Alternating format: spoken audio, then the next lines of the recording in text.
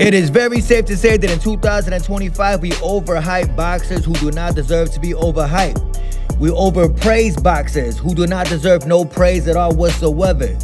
Abdullah Mason, the hype job. 17 wins, no losses, 15 wins by way of knockout.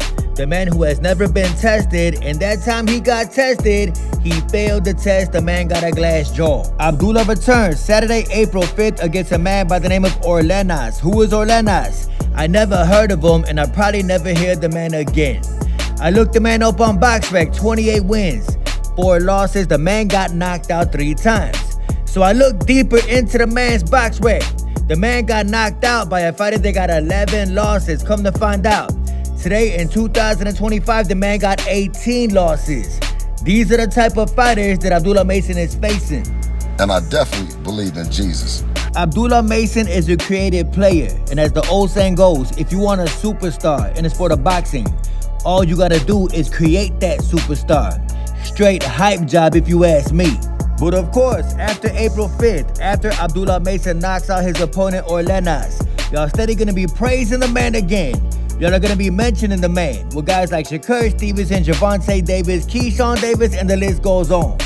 Abdullah Mason would get dog walked by Shakur Stevenson. I am not even a Shakur Stevenson fan, but Abdullah Mason would get stopped by Shakur Stevenson, a man who can't even punch. Sunday it is! And really quick to every single father watching this video, matter of fact, every single father that got a daughter watching this video, I cannot stand when people put things on their kids. I cannot stand when people put things on their daughter. If you are so quick to put something on your kids, clearly your kids do not mean a damn thing to you. Let me repeat that. Every single time Shakur Stevenson swears he wants you to believe him, all he ever say is, yo, on my daughter this, on my daughter that. The man was doing an interview the other day. They asked the man, did you really win money on Gervonta Davis versus Roach? Swear to God, on my daughter's life, I won that much money. When people put things on their kids, when people put things on their daughter, all that tells me is that you are used to nobody believing you. Let me repeat that. Every time somebody say, on my daughter this, on my daughter that, that lets me know that you are used to people thinking that you capping. Matter of fact, you used to capping 24/7. God bless Shakur Stevenson's daughter. Hopefully her father stopped putting things on her name. And that's on my kids. Speaking of another East Coast clown, Jaron ENNIS from Philadelphia, Pennsylvania, the softest city on the face of the earth, had the audacity to post up, 12 days left, unified lineal champ. Hey yo, Jaron ENNIS, bro, you is not lineal anything. For those of y'all who know what lineal champ means, it means the champion that beat the actual champion that held them belts. Bud Crawford, the pound for pound king, vacated them belts when he went to 154. You is not lineal anything because you did not win that belt from Terrence Bud Crawford, the man that you scared of. He ain't from the trenches. But then again, the man is from Philly. You cannot trust anything somebody from Philadelphia, Pennsylvania says. Philadelphia, Pennsylvania, the softest city ever to exist in the sport of boxing. And Miss Claressa T-Rex Shields finds another way to be dislikable every single day, in my opinion. She did an interview with Fight Hyper Marcos Villegas. She tried to say that she know for a fact that Ryan Garcia was taking steroids. It's a steroid hook, and it hurt him since he got hit with it the first round. It hurt Devin because he got hit with it the first round.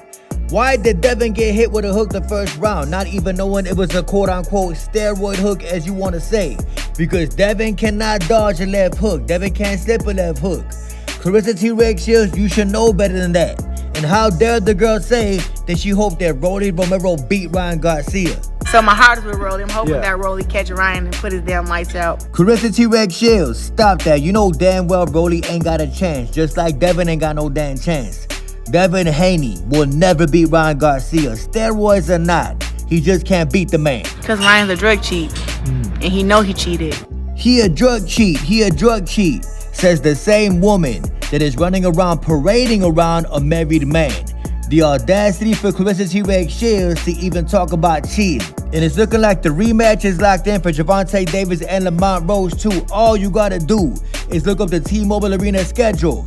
Pro boxing event. TGB Promotions will promote a professional boxing match at the T-Mobile Arena, Saturday, June 21st. I look forward to the fight. I respect that Gervonta Davis fought Roach in his very next fight.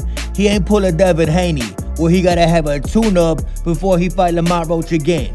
And what is it with these East Coast boxers thinking they some type of intimidating? Thinking that they some type of tough? I told y'all there ain't nothing gangster about an East Coast boxer. None of y'all. Y'all seen Edgar Berlanga the other day call out Mr. Caleb Plant on Instagram Live, acting like he's some type of tough, acting like he's some type of superstar in the sport of boxing. Yeah, Caleb talking about he sent me a contract. Nigga, you didn't send me nothing. You not a fucking boss, motherfucker. Caleb Plant saw the interview. He said, you a free agent. Let's make the fight happen right now. Let's make the fight happen next. Edgar Berlanga tucked his tail. What is it with these East Coast boxers steady getting their whole card pulled? Caleb Plant, whether you like the man or not, he is a very skilled, talented boxer. Edgar Berlanga got nothing on Caleb Plant. Mr. Ray Jackson tweeted out, yo, Edgar Berlanga, are you gonna keep letting Caleb Plant disrespect you like this? Or are you gonna do something about it? Caleb Plant said, that's exactly what he's gonna keep doing. He's gonna keep on letting me disrespect him and not do a damn thing about it. Typical New York City boxer. All talk, no action. I used to think the West Coast was not about that action and boxing. Looks like the East Coast is not about no type of action at all whatsoever. Y'all just be woofing. East Coast is full of wolf tickets, that's right. Edgar Berlanga more than likely is gonna fight another nobody in his next fight. He gonna duck Caleb Plant until he retires. Speaking of another Philadelphia, Pennsylvania boxer, Danny Garcia posted this up on Instagram.